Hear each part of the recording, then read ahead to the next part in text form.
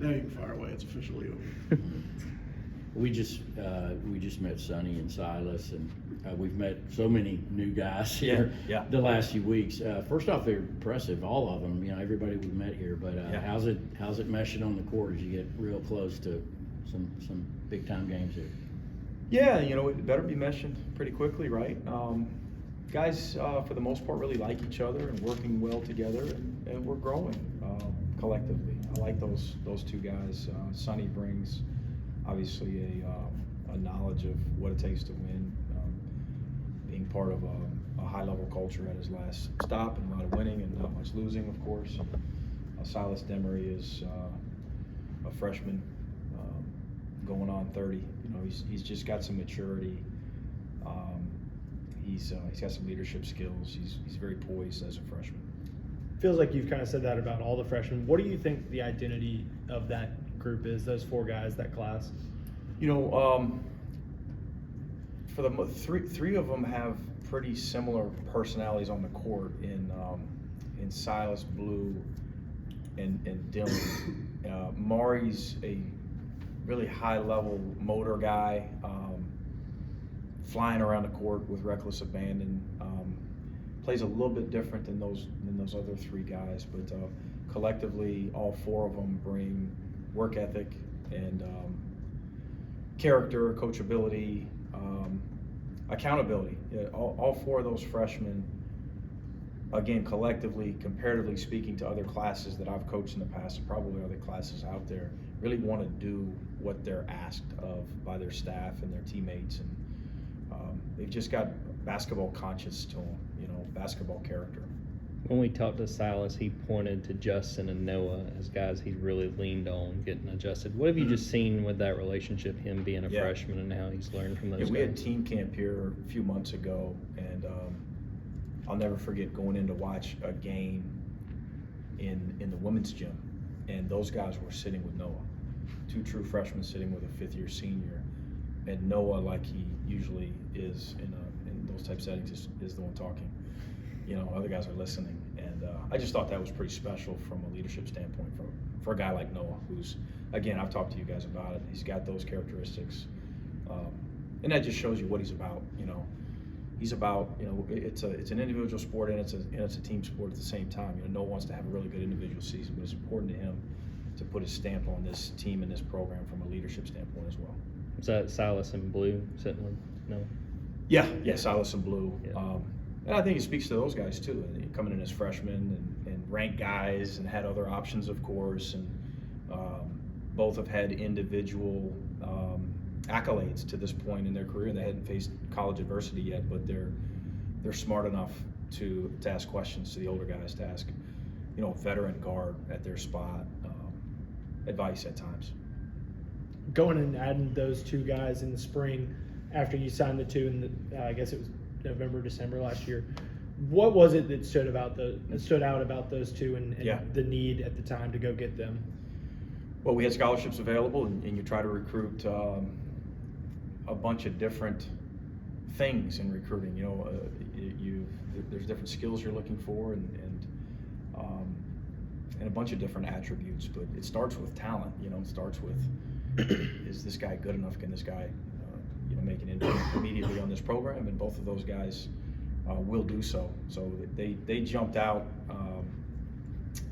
to us immediately and throughout the process as guys that we would love to have. It was more of a matter of, do they choose us? Because I think both those guys are going to be really good players. What more do you learn about this team the past week? I know y'all had an opportunity recently you can't speak about specifically. Yeah, but right. But just overall, did you learn something? Yeah, we had some adversities, know? and I liked some of our responses. Some weren't quite on point, but we'll get there, or we'll swing to get there for sure. We'll talk about some stuff today. We'll watch some stuff on film. Turnovers. We're trying to play really, really fast, and we've been doing that. We've got to continue to get better with our decisions, especially based on different defenses that we'll see. Next Monday will be a different defense, and then the opener will be a completely different defense the next Monday. So It's a process for sure. There's a I know lot you to work on. never had enough time before the first game, but how on Sure. track do you think this team is right now? We're getting there. You know, Italy helped us. We're definitely further ahead of where we were at this point last year, and I think we're a better team. Still have some stuff to install, but not a bunch.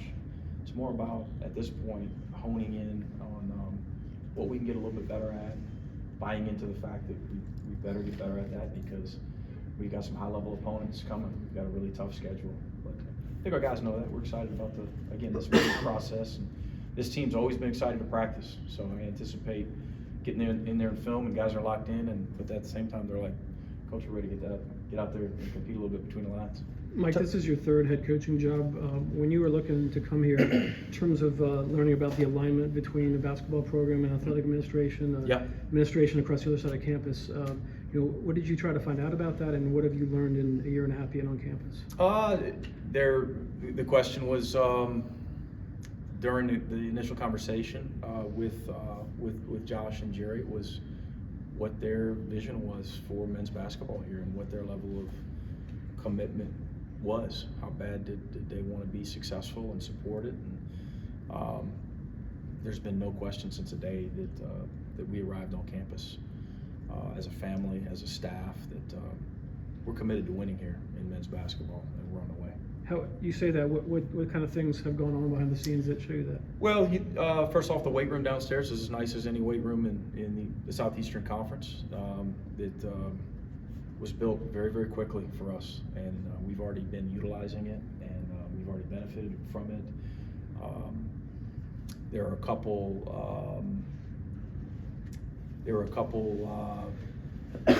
pieces of there's an analytical software we asked for that we thought could really help us.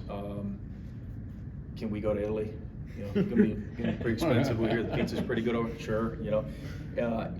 Anything that we've asked for in terms of, hey, we feel like our student athletes can benefit from this.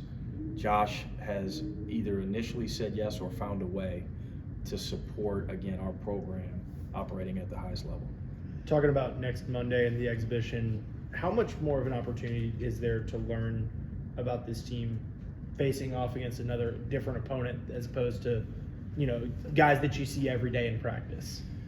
You know, we had the opportunity that I can't speak at, at length, as Dash talked about, against another opponent. So we've seen that, right? And so we'll see that again Monday, but more importantly, we'll see it with our buddies in the stands and our families in the stands. And whether we're streaming or not, I'm not sure. But those are really big factors, how we respond to playing in front of other people. Can we replicate what we're doing between the lines up here with no one in the gym? The good teams do that, and they find ways to remain focused again on us and limit that the amount of noise going on in our heads mentally while we're playing the game. It seems your task, it seems really complicated. You have these, high-ranking young guys coming in, and they chose you over other places with the promise and hope and vision of getting in there and being a big part. Yet you have a very veteran team. You talked about Noah taking those guys under his wing. The chemistry part of it seems, the age of the transfer portal, you got to keep dudes happy too. How do you manage that? Everyone in our league's in the same boat there, right? It's the most talented league, the best league in college basketball. I think as at least our philosophy as a staff, if you're recruiting high-level people, you give yourself the best chance. We've got good people that we've targeted, that we've signed, that we get a chance to work with every day. And right now, we're in a good place. You go recruiting and you go to different places. How would you describe the excitement level? What do you sense the excitement level of the Georgia basketball program? You go to all the countries. We've been really well received. And we've had a number of recruits, come to practices and get a chance to see us play. And I think that we took a step last year, of course, and I think that all of the guys that we're recruiting are hopeful and faithful that we'll take another step this year. when we talked to Silas, he really harped on the in-home visit and the vision you guys kind of laid out for him. What do you remember about that conversation? What Sure. you guys kind of told Silas about if he came to Georgia, what it would look like for him? Yeah, the style of play. We watched some film, and we talked about the level of success that we've had with guards and point guards in particular, and the positions that we would put him in terms of ball screen reads and playing up tempo and having a chance to impact immediately. And Silas has not disappointed to this point. He's a really good player, a great person. We love working with him every day. Silas said you made his mom cry whenever you laid out his plan, your plan for him. Remember that? Make his mom cry? No comment. No comment? Great family.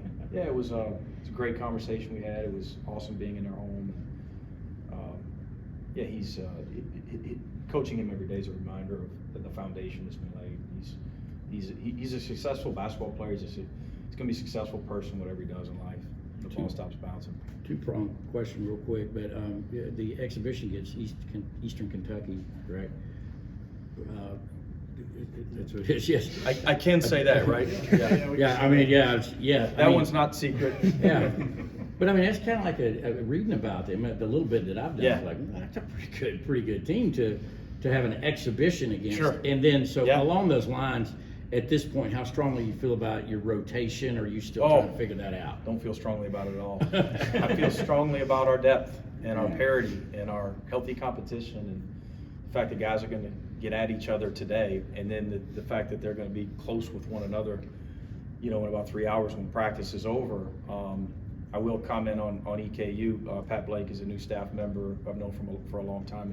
He's been a really good addition to our staff, and he came from EKU, really successful program. I want to say they finished at the top of their league the last couple of years, or near it, or won it. I think predicted to win it again. Maybe best year in school history, if I'm not mistaken. Probably, or have a chance to be an NCAA tournament team and play at breakneck speed. So it'll be a good opportunity for us. They do a great job. They've got good players. They've got a really good staff. So Monday will be a good test for us. Any questions for Michael?